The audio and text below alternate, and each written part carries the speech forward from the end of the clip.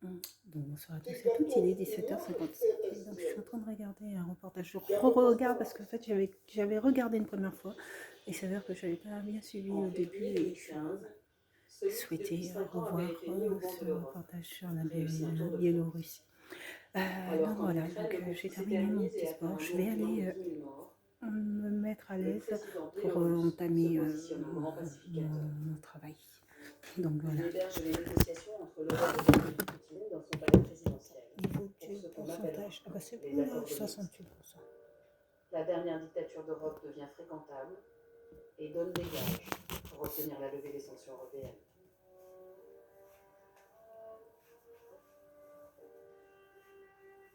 Quelques mois plus tard, en septembre 2015, Alexandre Loukachenko libère le dernier prisonnier politique de Biélorussie. Nikolai Statkevitch sort enfin, après avoir passé plus de 5 ans dans les geôles du régime, en cellule d'isolement. La plus longue peine prononcée.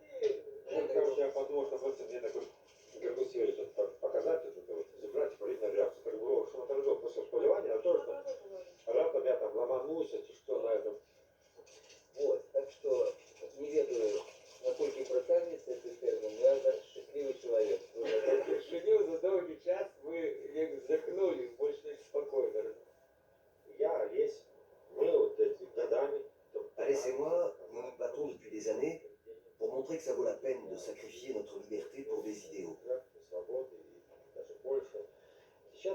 Mais aujourd'hui, Loukachenko est en train de recevoir de nouveaux soutiens.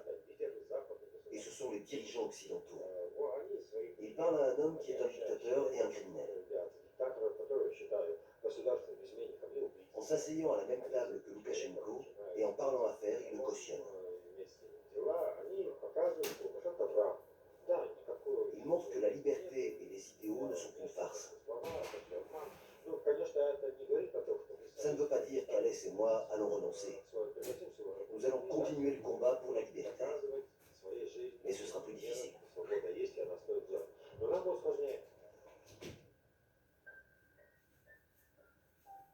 Fin septembre 2015, à Varsovie, ville refuge des exilés politiques biélorusses, se joue une partie décisive au sommet de l'OSCE. À la veille des élections présidentielles en Biélorussie, l'Europe s'apprête à reconnaître la validité du scrutin, alors qu'aucun candidat de l'opposition n'a pu s'enregistrer. Elle parle même de lever les sanctions contre Minsk, alors que la vérité sur les disparus n'est toujours pas connue. Le représentant du pouvoir a confiance.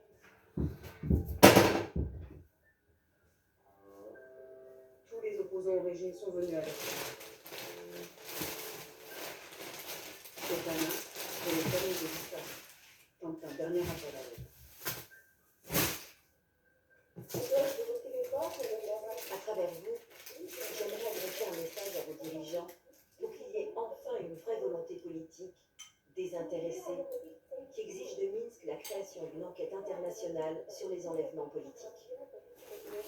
Comment peut-on parler de rapprochement entre la Biélorussie et Bruxelles? Comment peut-on parler de lever des sanctions contre Loukachenko vu le contexte actuel? Je considère qu'il est criminel de parler avec un tel régime, un régime qui porte sur ses épaules autant de traces de sang. Avant de continuer, j'aimerais accueillir un invité très spécial qui vient tout juste d'être relâché de prison. Je suis très heureux que Nikolai Statkevitch soit ici avec nous aujourd'hui.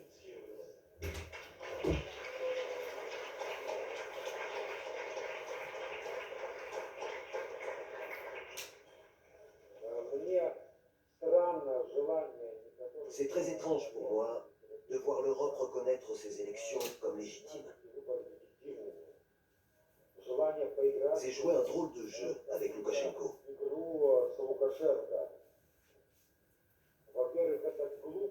C'est stupide, car vous n'arriverez jamais à sortir Loukachenko de l'influence de la Russie. Il n'est qu'une marionnette. Toute l'économie biélorusse dépend de la Russie. Loukachenko cherche à se rapprocher de l'Occident, et il m'a libéré seulement parce que l'argent de la Russie ne suffit plus. La Russie ne peut pas lui donner plus. En jouant avec l'Occident, il veut faire peur à la Russie et obtenir plus d'argent de Poutine. Je ne comprendrai jamais ces gens qui voient en ces élections un progrès. Et je considère cette attitude comme une trahison au peuple biélorusse.